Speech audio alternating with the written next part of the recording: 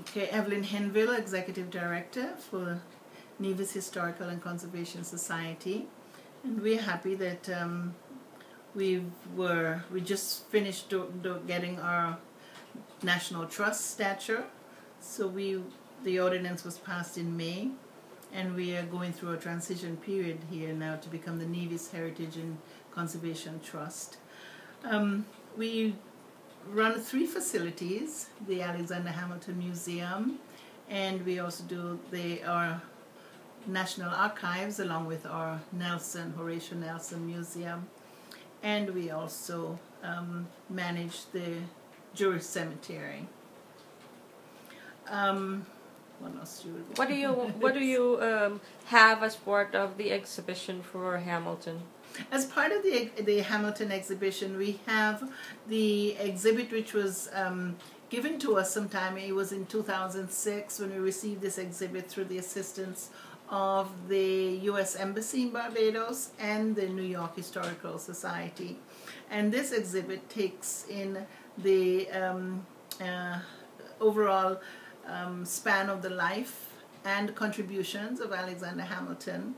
There are also some finer, smaller exhibits, such as a bust of himself, which was created with this major exhibit presentation by the New York Historical Society. We do have in our archives a number of pieces of his personal writings, and much research still has to be done on actual artifacts that might have been left over from his days as a childhood, which is something we hope to take on with some of our archaeological schools who come here on a regular basis. That this site, which is his birth site, needs to have a really thorough archaeological investigation and visit by one of our visiting schools. We have such schools as Texas A&M that comes here, Monmouth University out of New Jersey, and San Jose State University. So one of those 3 we are going to ask to assist us with finding more on the history of Alexander. And what did you, some of the unique stories that you've actually heard about him actually living here until he was 11?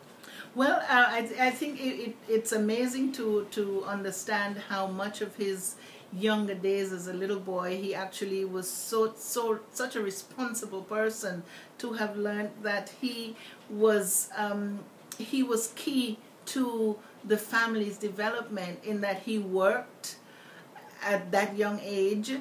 And even going to school, he was not educated under the regular education systems because of the fact that his mother and father were not married. He was not permitted in the school to be educated in the regular public schools, or church schools, which were commanded by the churches. He was educated by the Jewish system. He attended school at the Jewish school. And before leaving here, he was already performing work, and he was conducting responsibly in managing his family at the illness of his mother and his grandmother. And he was responsible, as it would be told in the stories, when he moved to St. Croix. He worked, after the death of his mother, he was still very young and managed the entire family through his small jobs. So he showed signs of being and of becoming someone independently, and a responsible person within his family from a very young age. And we are proud to be associated, or to be the place where he was born, because I think that implies for us that we can have similar coming out of our children today if we would basically really focus on them. I think we can see similar outgrowth from our children here today. He was a perfect example. And give us, how can people get in touch with the museum? Is there a website? Any information that you can share? Yes, we are located on the web at nhcs-nevis.org. And we also, phone number here is 869-469-5786. And we also have a fax, which is 869-469-0274.